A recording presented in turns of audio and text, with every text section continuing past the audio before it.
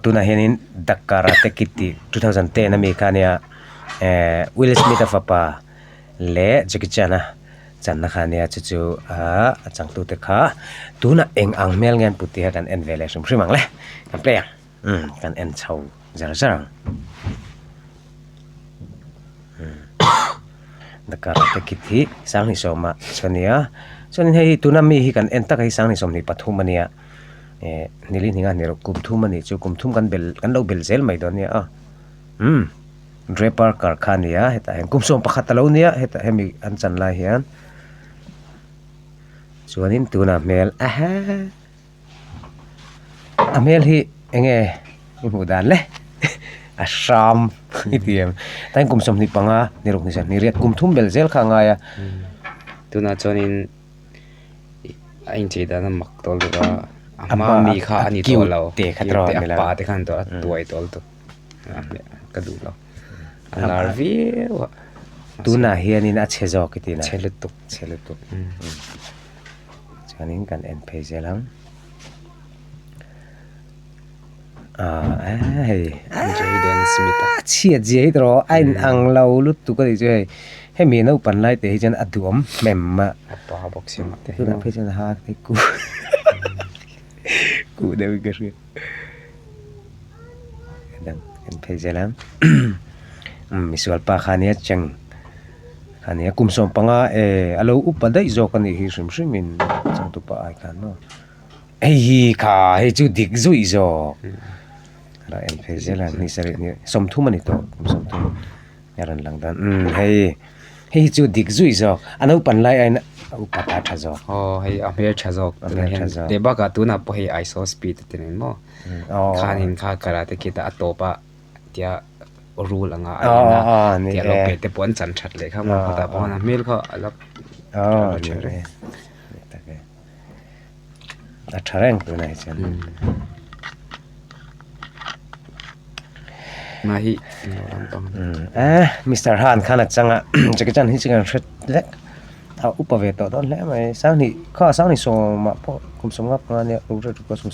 sari khat lai lo ni to ni Jackie Chan hi chu soi vak lai lo no comment ni to ania ente hey professional footballer hi chun lang tarbu ya ma se film star hi karina nan tar lo zel hey Hollywood nilo Bollywood America Hindi Indian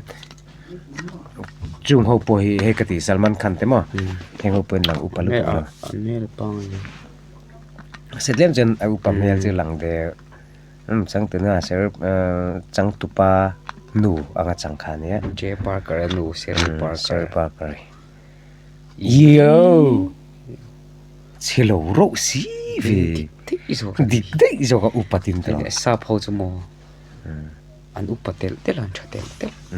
mo ente chatu en ka du te iso du na hian thazo kan asam hi hei ne samhi mel chan ve ni chatra ania ma mi samhi ni la dik la ba ka no pang mel ai mel a hin mo adum hi chu anau pang mela zo kana Master Lee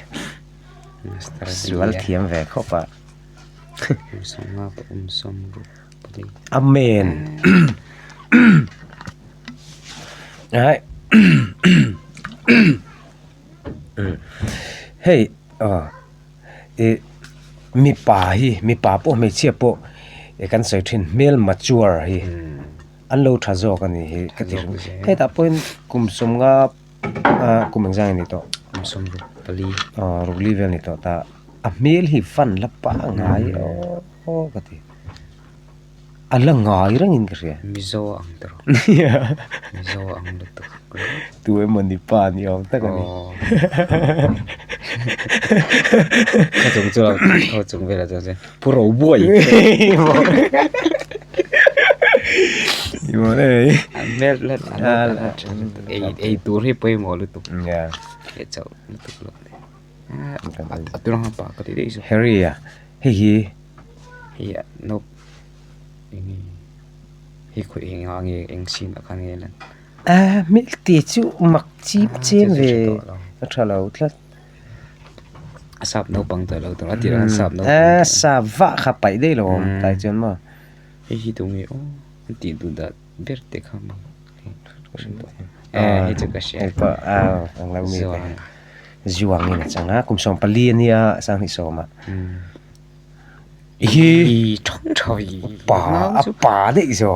eng lo ai khan mo rol don ni me ni hi thong chal tu chalu tu ka pa lu tu hei ana upan lai hianin mi zo no pang ang to ti chem ataka he mi aron upat nu hina tha zuanga ani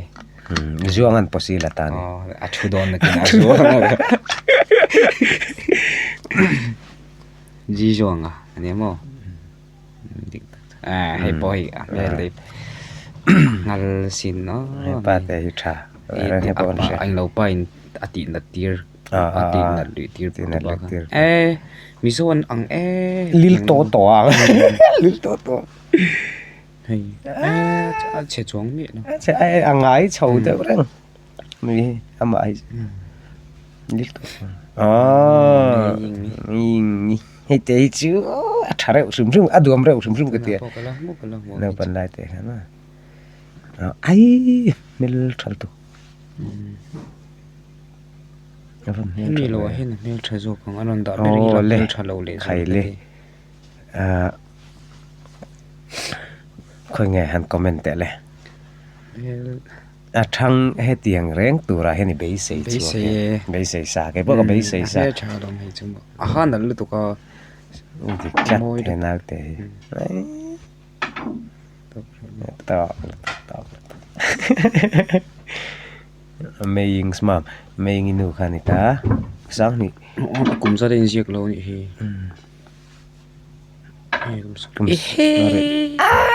ngari ta van la full fe me te ti ve lai te ka chen e ka du lu tu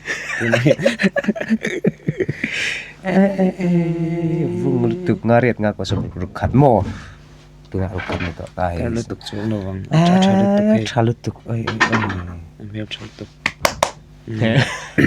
thao bok to ni chu ni hang hoi chu mi ring hi chu kan thau de la ki chu kan mel chu tha jaw de zeb la cha kum som buk velan mel tha don cha kan ni chu mi jaw ni se ta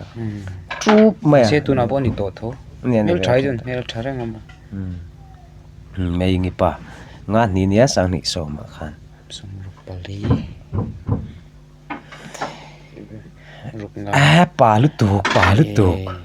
nga ruk riat de ni ta sang ni so ni pa chen ma se pa putar lo ti zo siam tro la mai jon ma mi ai jon tai chan chum tur me thara music instructor ni ta dai me hi kan mu lo la mani ke ma kha ka lang ve ta lo tlat me hi chu fo tar bum mai mui mul nei chep chup pui an tar du tlat ai jo long tar ber khop mai music instructor ni wa ni ma hi choi fa la ni Mrs. Po no pang ho kan tilang tam lo em ani avung mani po andal tu la hi anal sela apir ai ngoro adik le tu ente alang iang ti zo kan hi au pathian mo so akhati jong khani kha no pang ho kha ron da kim lo ala eng po ni se lo en tu te jong khanin in lo subscribe lo le lo subscribe fa shum don ni la du tong bye bye